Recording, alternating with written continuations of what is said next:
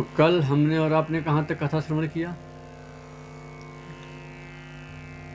आज हम और आप श्री राम कथा के आज हम और आपसे इस 9 दिवसीय श्री राम कथा के द्वितीय सत्र में उपस्थित हैं। कल हमने और आपने श्री राम कथा की महिमा का श्रवण पान किया।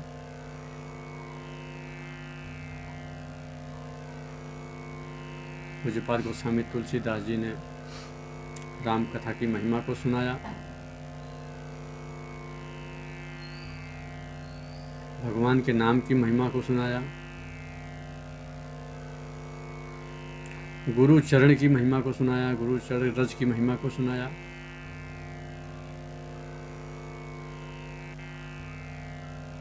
आज हम और आप भगवान शिव के इस दिव्य विवाह महोत्सव का हम लोग दर्शन करेंगे। जैसा कि मैंने कल ही आप लोगों को बताया कि इस मानस में ना एक साथ कथा 4 घाट पे चल रही है।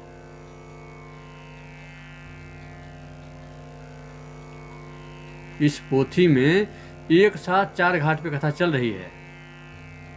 4 वक्ता और 4 श्रोता हैं। पूज्यपाद गोस्वामी तुलसीदास जी इस कथा को अब शरणागति घाट से उठा करके न दूसरे घाट पे लेकर पहुंचते हैं। कहाँ? कर्मकांड घाट पे, प्रयागराज। बाबा कहते हैं, भरद्वाज मुनि बसहि प्रयागा। भरद्वाज मुनि बसहि प्रयागा। तिन्हि राम पद अति अनुरागा। तिन्हि राम पद अति अनुरागा। तपस समदम दया निधाना। तपस समदम दया निधाना। परमारथ पथ परम सुजाना। परमारथ पथ परम सुजाना। देखिए, प्रयागराज में एक मुनि रहते हैं। परिचय देखिए, क्या दिव्य परिचय है हो। तपस्वी हैं। सम कहें तो उनका मन उनके बस में है। दम कहें तो उनकी इंद्रियां उनके बस में हैं। ज्ञान के भंडार हैं और परमार्थ के पथ पे ना आने जाने वाले हैं। परमारथ पथ परम सुजाना। परमारथ के पथ पर चलने वाले हैं। कौन है? श्री भरद्वाज जी महाराज। प्रयागराज में एक मुनि हैं जिनका नाम है श्री भरद्वाज जी महाराज। जैसा हम आप सब लोग जानते हैं, प्रयाग में हर वर्ष 1 माह का मेला लगता है। प्रयागराज में भारत के जितने भी ऋषि मुनि होते हैं ना, वो सब लोग वहाँ आते हैं और 1 महीने तक वहाँ कल्पवास करते हैं। एक बार ऐसे ही हुआ, जब सारे मुनि लोग ना कल्पवास पूरा करके अपने अपने आश्रम जाने लगे, तो भरद्वाज जी ने जब सबको जाते हुए देखा ना,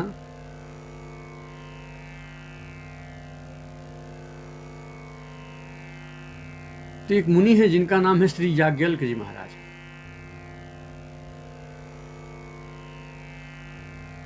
जब भरद्वाज जी ने देखा कि सब लोग जा रहे हैं, तो भरद्वाज जी ना गए और याज्ञवल्क जी के चरण में लेट गए।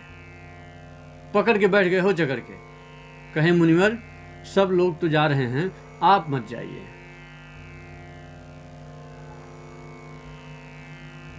अनुनय विनय करके श्री याज्ञवल्क जी को लेकर आए भरद्वाज जी अपने आश्रम में। 1600 प्रकार उनका पूजन किया, पांव पखारे। याज्ञवल्क जी ने कहा कि मुनिवर, आपने मुझको क्यों रोका? भरद्वाज जी कहें, प्रभु मेरा एक प्रश्न है। हाँ, लेकिन देखिएगा, मेरा प्रश्न ना सुन करके प्रभु आप हंसिएगा मत। याज्ञवल्क्य जी कहे, पूछिए।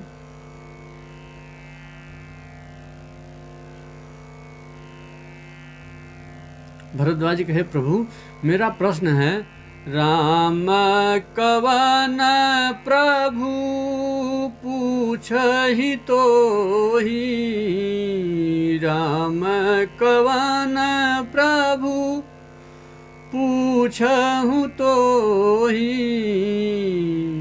कहते हैं भरद्वाज जी, मुनिवर ये राम कौन है? देखिए,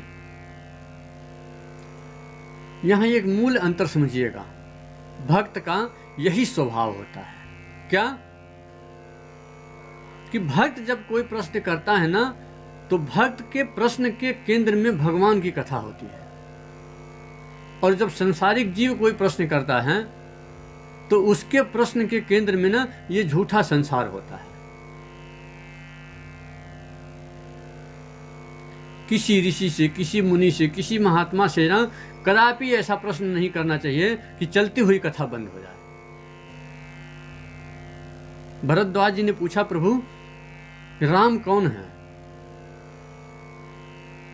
कहते हैं, प्रभु एक राम को तो मैं भी जानता हूं, चक्रवर्ती सम्राट अयोध्या नरेश राजा दशरथ के पुत्र राम।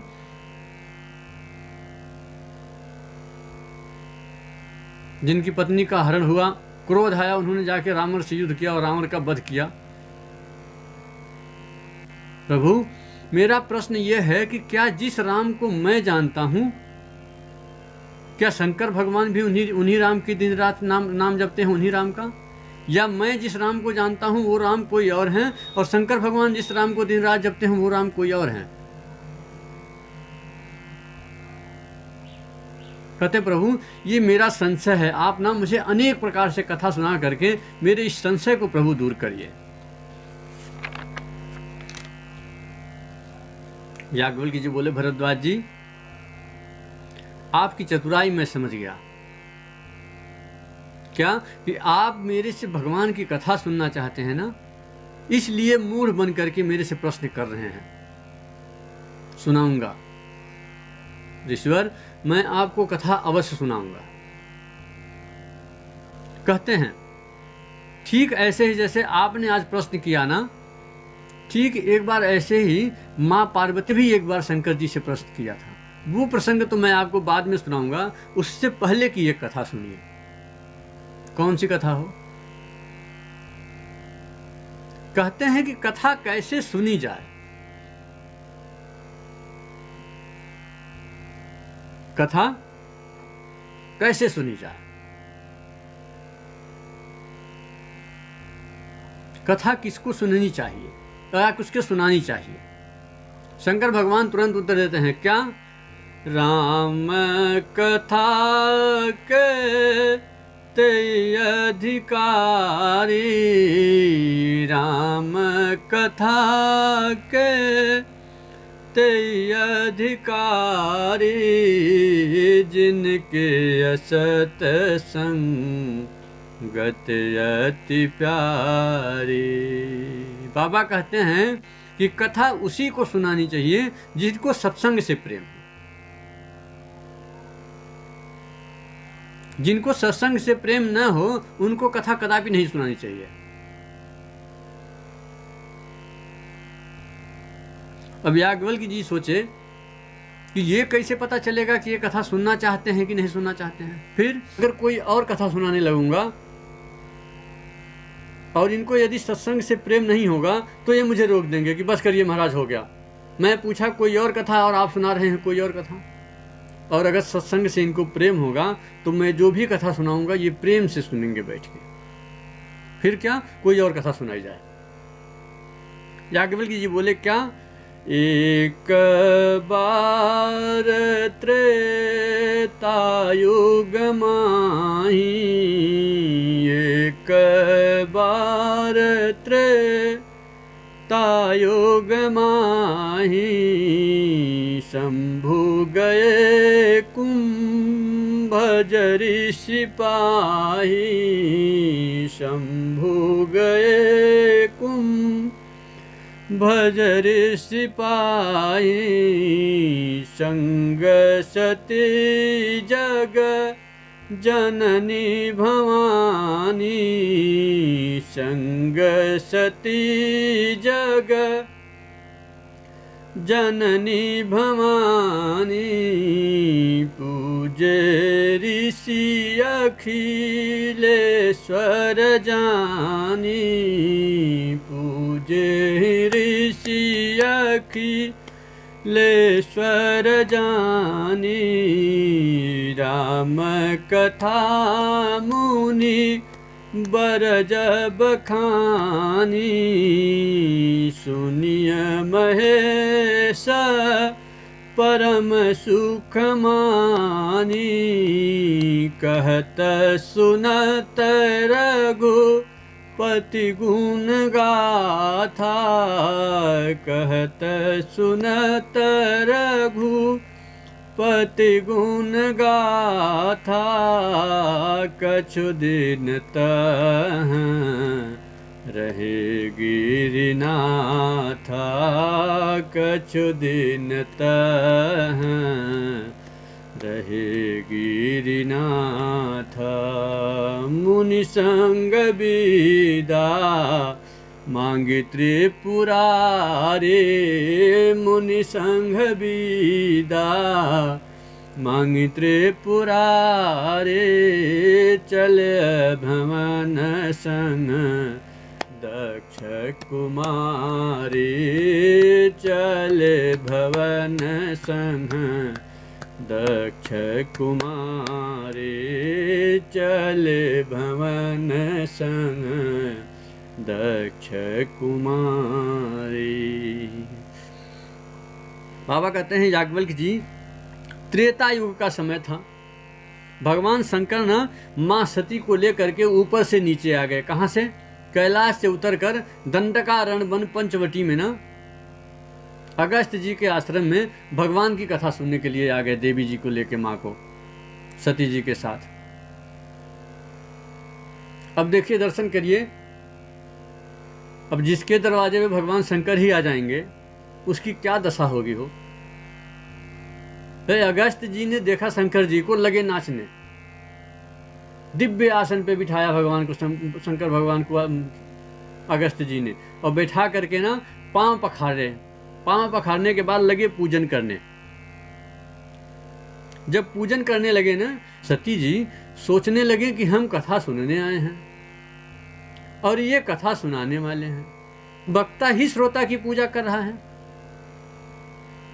इसका अर्थ यह है कि इनको हमसे कम ज्ञान है, और जब हमसे कम ज्ञान है तो ये कथा क्या सुनाएंगे। जिसके पास ज्ञान ही कम होगा वो कथा क्या सुनाएगा। परिणाम क्या हुआ कि 9 दिनों तक माँ बैठी रही कथा में, लेकिन कथा का क भी नहीं सुनी। केवल शरीर बैठा रहा। क्यों? क्योंकि ये कथा क्या सुनाएंगे। देखिए, कथा में इतने सारे लोग आते हैं ना, ये जरूरी नहीं है कि सारे लोग कथा सुन ही रहे हैं। जय जय राम श्री राम, जय राम जय जय राम। भगवान श्री राम कथा का आनंद अब आप घर बैठे ही ले सकते हैं। हमारे YouTube चैनल संगम टीवी के माध्यम से भगवान के भक्तों को श्री राम कथा का अमृत पान करने हेतु आपके लिए संगम टीवी लेकर आया है श्री राम कथा। आप सभी संगम टीवी को अभी सब्सक्राइब करें और श्री राम कथा का अमृत पान करें। श्री राम जय राम जय जय